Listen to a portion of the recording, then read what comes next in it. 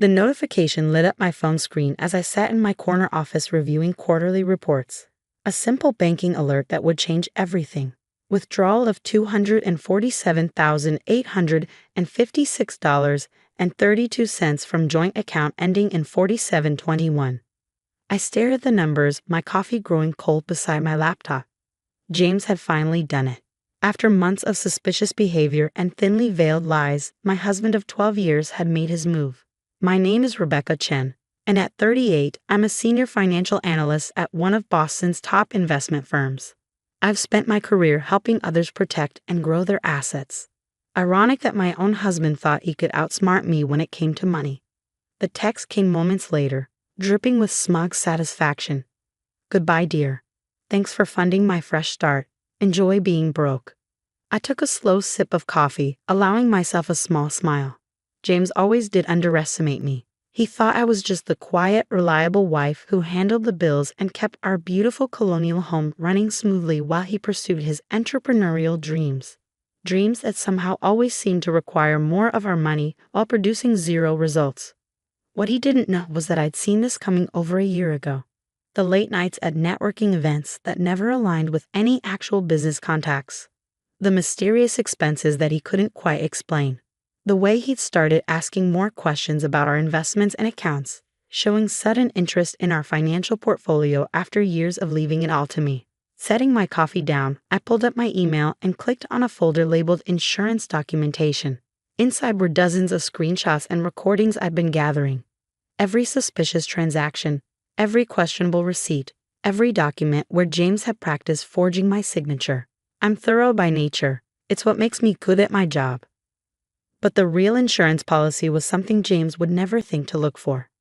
He was too arrogant, too convinced of his own cleverness to imagine that his quiet, dutiful wife had outmaneuvered him long before he made his move. Everything okay? My assistant Sarah poked her head in, concern etched on her face. You've been staring at your phone for a while. I nodded, slipping my phone into my desk drawer. Just fine. Actually, could you clear my afternoon? There are some personal matters I need to handle. The drive home felt surreal. 12 years of marriage ending with a text message and an emptied bank account. I should have been devastated, but all I felt was a strange sense of calm. I'd had months to process this, to accept that the man I married wasn't who I thought he was. Our house was exactly as I'd left it that morning, immaculate and ordered, every surface gleaming. James had always complained about my obsession with keeping everything in its place. He never understood that my need for order wasn't about appearances, it was about control. I walked directly to my home office, my heels clicking against the hardwood floors. The leather chair creaked as I sat down and opened my laptop. Time to set things in motion. First, I pulled up the footage from the hidden camera I'd installed in our home office 6 months ago. There he was, James, hunched over my desk at 3 a.m. last night, practicing my signature repeatedly on a stack of papers. The timestamp would be useful later. Next, I logged into my private email account, one James knew nothing about, and sent a pre-written message to my lawyer, Angela. We prepared for this contingency weeks ago, all the paperwork ready to go. The evidence was overwhelming. Forged signatures, unauthorized transfers, documented infidelity with his much younger business partner, Megan. My phone buzzed again. Another text from James. Don't bother trying to fight this. I covered my tracks. By the time you figure out what happened, Megan and I will be starting our new life together. I actually laughed out loud at that one. James was so focused on covering his tracks that he never stopped to look for mine. What he didn't know was that the joint account he just emptied was exactly what I wanted him to find. The real money, nearly $2 million from my yearly bonuses and investments, was safely tucked away in accounts he couldn't touch. I'd been quietly moving it for months, a little at a time, too gradually for him to notice. The doorbell rang, startling me from my thoughts. Through the security camera feed, I saw Angela standing on the porch, her briefcase in hand. Right on time. I came as soon as I got your email, she said as I let her in. Everything's ready to file. Are you sure you want to do this today? I led her to the kitchen, putting on a pot of coffee. No time like the present. He's probably on his way to the airport right now, feeling very pleased with himself. Angela pulled out a thick folder of documents. The forensic accountant's report is damning. The forged signatures. The unauthorized transfers, he's not just looking at a divorce, Rebecca. This is fraud. I know. I sat down across from her, smoothing my skirt. But first, let's focus on freezing his accounts. All of them. The ones he thinks I don't know about. I pulled out my own folder, bank statements, account numbers, detailed records of every hidden account James had opened over the past year. My husband wasn't nearly as clever as he thought he was, especially not with a wife who had access to some of the best financial investigators in Boston. How long have you known? Angela asked, leafing through the documents with raised eyebrows. About the affair? Almost a year. About his plan to clean out our accounts? I suspected for months. He started asking too many questions about our finances, wanting to know exactly how much we had and where it was all kept. I poured us each a cup of coffee. He thought he was being subtle. Angela shook her head. Men like James never expect their wives to be 2 steps ahead. They're so convinced of their own brilliance that they don't see what's right in front of them. She wasn't wrong. James had spent our entire marriage treating me like I was just the dutiful wife who kept his life running smoothly. He forgot, or never bothered to notice, that I was the one who handled all our finances, who built our investment portfolio, who quietly turned his mediocre salary into a comfortable nest egg through careful planning and smart investments. My phone buzzed again. Another notification, this time from my private investigator. James and Megan had just checked in for a flight to Bermuda. First class, naturally. He was burning through my hard-earned money already. Should we tell him the accounts are frozen? Angela asked, a slight smile playing at her lips. I stirred my coffee thoughtfully. Not yet. Let him get to Bermuda first. Let him try to check into that luxury resort he booked. That's when we'll spring the trap. As Angela and I spent the next few hours going through paperwork, I couldn't help but think about how different reality was from what James imagined. He thought he was leaving me destitute, running off into the sunset with his young girlfriend and my life savings. Instead, he was walking into a carefully laid trap, one that would snap shut the moment he tried to access any of that money. The joint account he drained, that was barely a fraction of our true worth. The real assets were safe, protected, and completely out of his reach.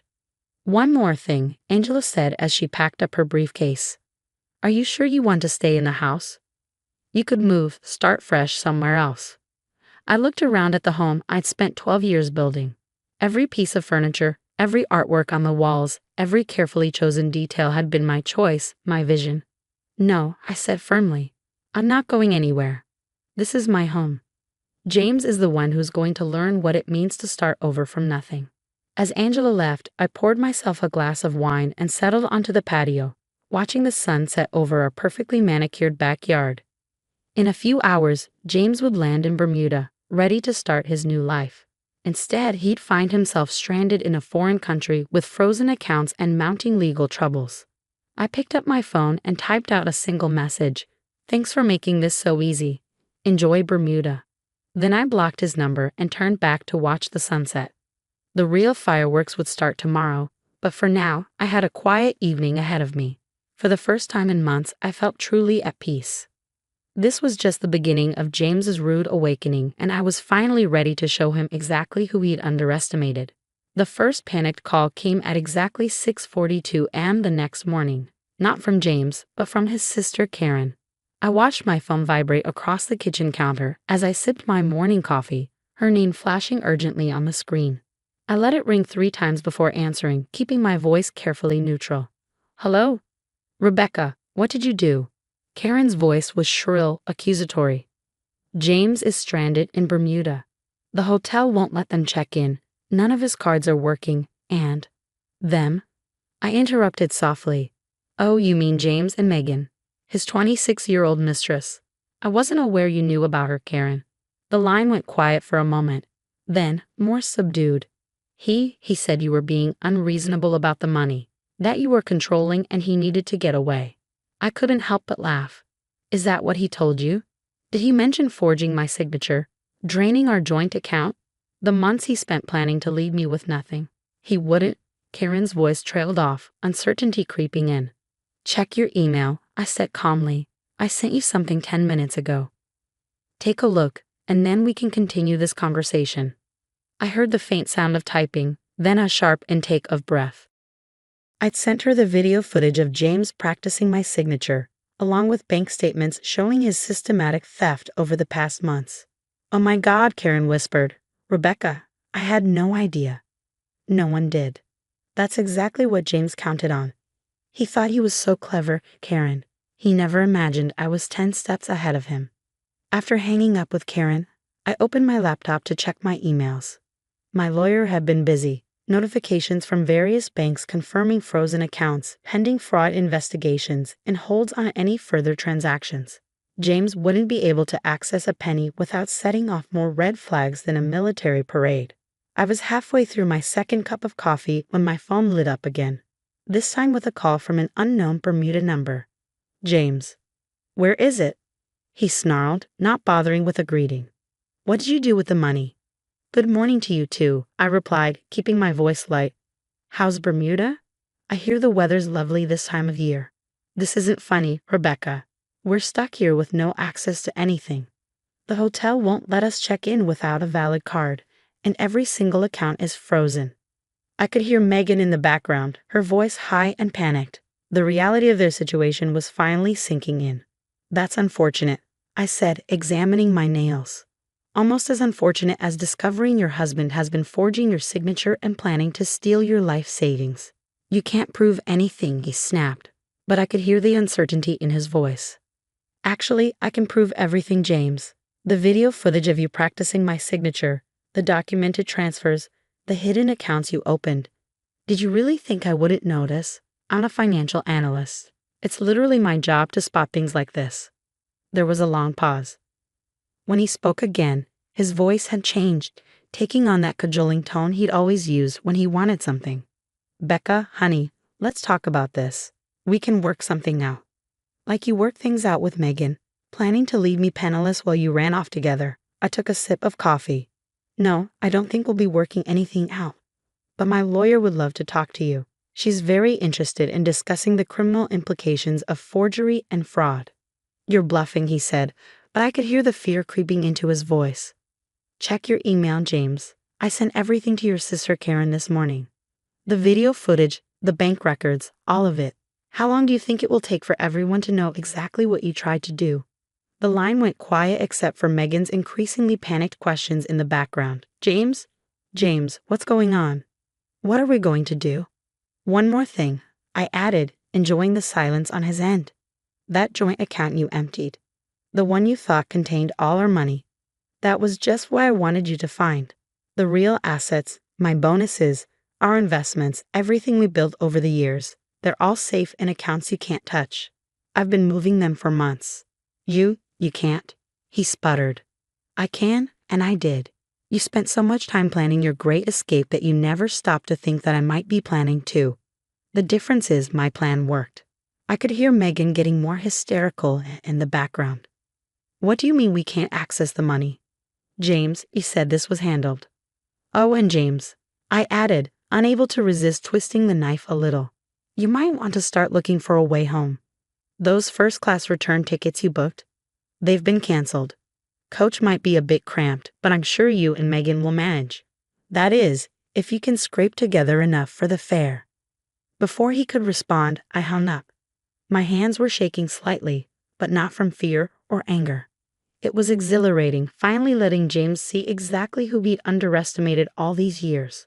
My phone immediately started buzzing with texts. "You can't do this to me. We need to talk. Please, Becca, just hear me out." I blocked his number without reading anymore. There was nothing left to say. The next few weeks passed in a blur of legal meetings and paperwork. James and Megan had managed to scrape together enough money from her savings to get back from Bermuda in economy class, much to their dismay. They were staying at her studio apartment, a far cry from the luxury resort they planned on. Word got out quickly about what had happened. James's carefully crafted image as a successful entrepreneur crumbled as people learned the truth. His business contacts disappeared, his friends stopped returning his calls, and even his family kept their distance. Karen had been particularly vocal about her disgust with his actions. The divorce proceedings moved swiftly, backed by overwhelming evidence of James's fraud. He didn't even try to contest it. He couldn't. Not with the mountain of proof I had gathered. His only attempt at negotiation came through his lawyer, asking if I would consider dropping the fraud charges in exchange for a quick settlement. I declined. 1 month after James's failed escape attempt, I sat in my lawyer's office, reviewing the final divorce agreement. The terms were exactly what we pushed for. I kept the house, my retirement accounts, and all our joint assets. James would be paying restitution for the money he'd stolen, along with my legal fees. He's lucky we didn't pursue criminal charges, Angela said, watching me sign the papers. The evidence we had could have put him behind bars. I set down the pen and sat back, feeling a weight lift from my shoulders.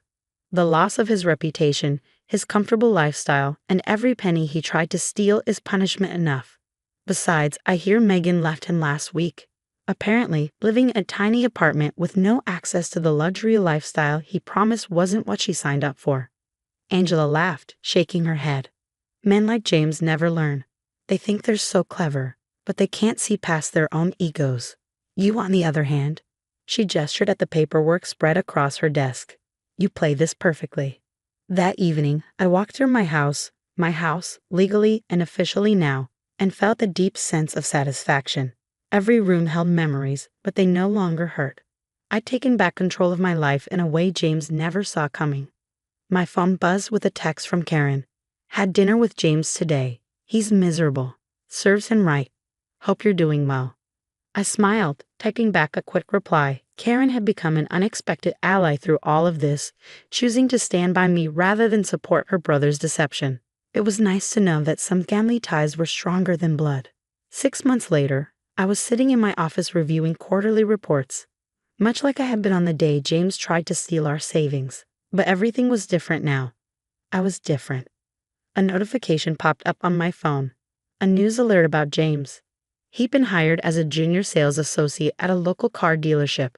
Quite a step down from his dreams of being a successful entrepreneur living the high life in Bermuda. I closed the alert without reading further. James's life wasn't my concern anymore. I had my own future to focus on, one that I had protected through careful planning and quiet strength. My assistant Sarah knocked on my door.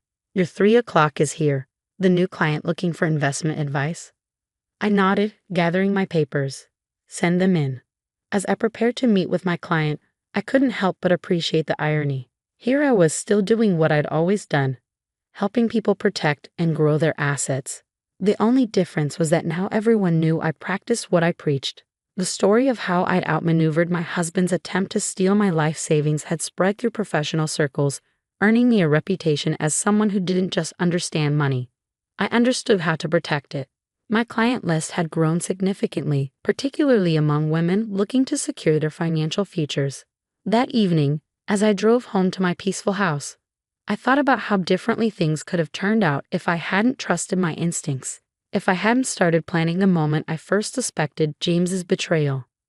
I pulled into my driveway, the security lights welcoming me home. My phone buzzed one last time, another blocked call from James. I declined it without a second thought. He'd lost the right to my attention the moment he decided to betray me. Inside, I poured myself a glass of wine and settled onto my patio, watching the sunset just like I had the night James left. But this time, there was no uncertainty, no waiting for the other shoe to drop. I was exactly where I wanted to be, in control of my life and my future. James had thought he was writing the end of our story when he drained that joint account. Instead, he'd only succeeded in showing me exactly how strong I could be. Sometimes the best revenge isn't about getting even. It's about moving forward and thriving on your own terms. And that's exactly what I had done.